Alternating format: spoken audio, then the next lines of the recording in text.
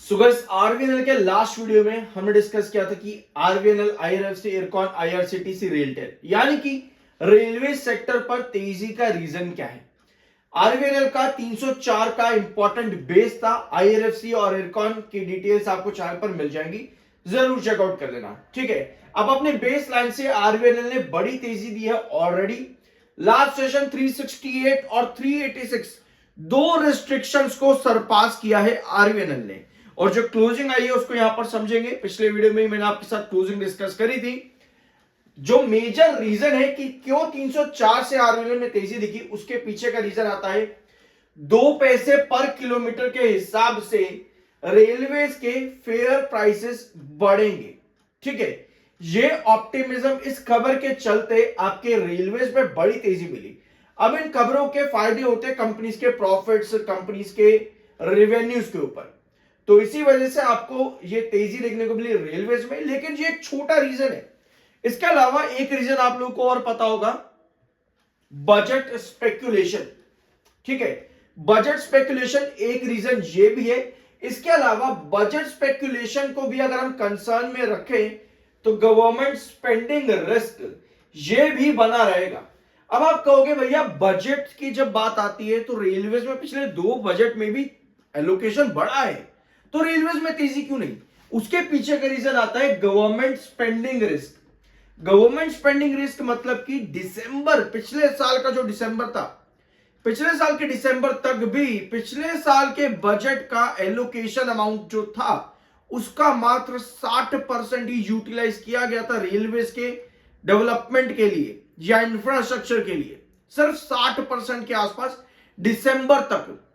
तो इसी वजह से गवर्नमेंट स्पेंडिंग रिस्क यहां पर बन जाता है कि गवर्नमेंट का स्पेंडिंग जो है वो कहां आएगा, कब आएगा, बड़ा जल्दी आएगा या पर लेट से आएगा, तो ये भी रिस्क बन जाता है। तो जो अभी उम्मीदें हैं कि रेलवेज में लगभग 12 से 15% का एलोकेशन बढ़ सकता है, तो उस पर एक रिस्क ये भी बन जाता है। अब इसके अलावा एक और अपडेट आपके पास में आती है रेलवे से रिलेटेड ही, यहां पे Indian railway sector, which remains centerpiece of the country's capex story, wiping out investors 1.3 lakh crore का अमाउंट इन्वेस्टर्स का इस कंपनी ने, रेलवे सेक्टर ने पूरी तरह से खत्म कर दिया।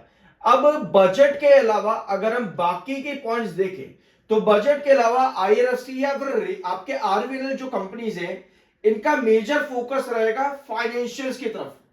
With policy continuity now priced in and investor attention shifting to financial consumption and defense, the sector could have a tough time in the medium term.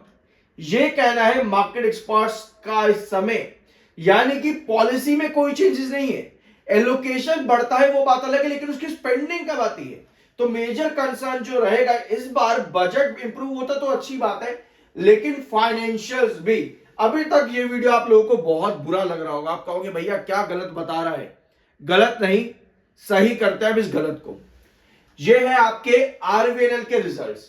RVNL ने बहुत बुरे रिजल्ट दिए हैं पिछले कुछ समय के अंदर, बहुत बुरे। मार्च 2024 तक ही कंपनी ने बढ़िया ग्रोथ दिया था, फिर सितंबर 2024 के अंदर कंपनी का ग्रोथ परसेंटेज -26 से -1% आया, तो यहां पर थोड़ा इंप्रूवमेंट किया, लेकिन उसके बाद लगातार कंपनी का ग्रोथ और गिरा। सितंबर 2025 में कंपनी का ग्रोथ 5% का था, बट कुछ ज्यादा फायदा नहीं हुआ आरवीएनएल का। अब कंपनी ने क्या किया है, कंपनी ने 5100 करोड़ का रेवेन्यू दिया है, और दिसंबर क्वार्टर कंपनी से कुछ ज्यादा अलग नहीं रहता है। यानी कि अगर हम कंपनी से एक्सपेक्टेशन करें दिसंबर क्वार्टर की, कंपनी 5000 करोड़ का रेवेन्यू भी दे देती है, जो कि डिक्लाइन होगा सितंबर के कंपैरिजन में, तब भी हाई पॉसिबिलिटी बनते हैं कंपनी का 5% ग्रोथ इंप्रूवमेंट आने की। यानी कि आने वाला क्वार्टर, जो अभी आपने ये पॉइंट रीड करा, कि अब मेजर शिफ्ट जो है वो फाइनेंशियल्स की तरफ जा रहा है, तो यस, आने वाली क्वार्टरली रिजल्ट्स आरवीएनएल के लिए क्या बेनिफिशियल हो सकते हैं? क्या कंपनी 5% के ऊपर का ग्रोथ दे सकती है? अगर 5% के ऊपर का ग्रोथ देती है कंपनी, तो ऑलरेडी अगर आप इसके चार्ट पर देखोगे तो 304 रुपए के बेस लाइन से स्टॉक ने 386 के पास लास्ट सेशन क्लोजिंग दी है, जिसके पहले 368 ये आपका मिड रिस्ट्रिक्शन, 386 ये आपका क्रूशियल रिस्ट्रिक्शन, और नेक्स्ट ट्रेंड आता है 405 का। क्या हमें नेक्स्ट सेशन में 405 देखने को मिल सकता है? लेकिन कैंडल हमको चाहिए होगी सस्टेनेबल कैंडल, क्योंकि नेक्स्ट सेशन में पॉसिबिलिटी है कुछ इस तरह की कैंडल आने की जो कि थोड़ा सेल को इंडिकेट करेगी। वैसा क्यों है? यानी कि आने वाले 3 महीने कंपनी के लिए बहुत इंपॉर्टेंट रहेंगे आरवीएनएल के लिए। यानी जो हमारा मेजर फोकस है वो 386 से 368 पर होना चाहिए। ऐसा क्यों है? उसके लिए आपने अभी यहां पर कंपनी के फाइनेंशियल्स देखे कि कंपनी के क्वार्टर रिजल्ट से क्या एक्सपेक्टेशन है। इसके लिए आपको एक पॉइंट और देखना जरूरी है, वो है इसका टेक्निकल।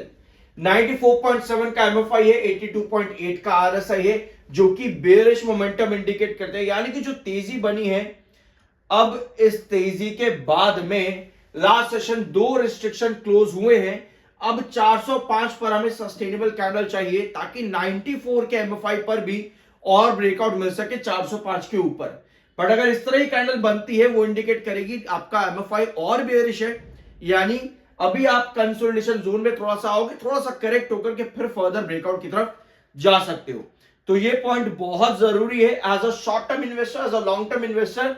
अभी आपकी नजर होनी चाहिए कंपनी के दिसंबर 2025 पर कि क्या कंपनी 5% के ऊपर का ग्रोथ दे पाएगी। अब आता है दूसरा आपका आईआरएफसी लिमिटेड। ठीक है, अब आईआरएफसी में क्या है कि कंपनी ने सितंबर में 7% का माइनस ग्रोथ दिया था। अब अगर 7% का माइनस ग्रोथ है, इसका मतलब यह है कि पिछले साल के कंपैरिजन में कंपनी का रेवेन्यू गिरा, लगभग 528 करोड़ के आसपास कंपनी का रेवेन्यू ड्रॉप हुआ। यानी कंपनी से अगर हम उम्मीद करते हैं कि दिसंबर क्वार्टर कंपनी अच्छा भी दे दे, तो कितना अच्छा? क्या कंपनी 6300 करोड़ के रेवेन्यू पर आ सकती है? तब कंपनी का revenue quarter on quarter drop करेगा और ईयर ऑन ईयर बेसिस पर भी ड्रॉप करेगा।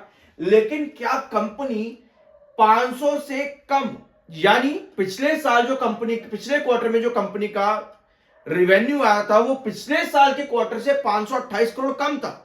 यानी अगर इस बार कंपनी 400 करोड़ कम रेवेन्यू देती भी है पिछले साल के कंपैरिजन में, यानी अगर कंपनी 6300 या 6200 करोड़ के आसपास का रेवेन्यू देती भी है, तब भी चांसेस बनते हैं कि कंपनी 7% के ऊपर का ग्रोथ दे।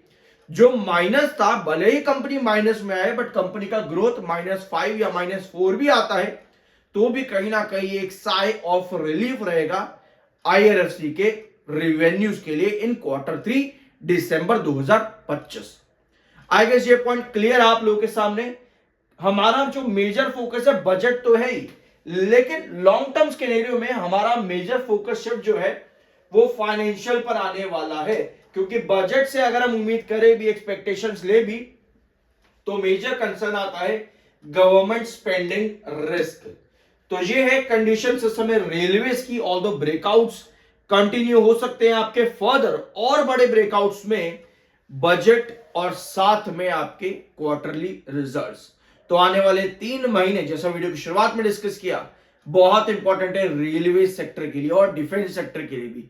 और डिफेंस सेक्टर के लिए क्यों इंपॉर्टेंट? आने वाले 3 महीने भी नहीं, बल्कि आने वाले 2 क्वार्टर और, उसके लिए डिफेंस सेक्टर के स्टॉक्स के वीडियोस अवेलेबल है चैनल पर। Apollo micro, Bharat electronics limited, HAL, सब आपको मिल जाएगा। जरूर चेकआउट करना, क्योंकि जब भी हम मार्केट में एंटर या एग्जिट कर रहे हैं, हमारे पास पूरा एक ब्लूप्रिंट होना चाहिए मार्केट का भी और उस सेक्टर का भी और उस कंपनी का भी, तब जाकर के हमारे डिसीजंस इवैल्यूएट होते हैं। आई होप कि इस वीडियो में आप लोगों को कुछ सीखने को मिला होगा। I am NISM certified, subscribe जरूर कर देना। मिलते हैं अगले वीडियो में।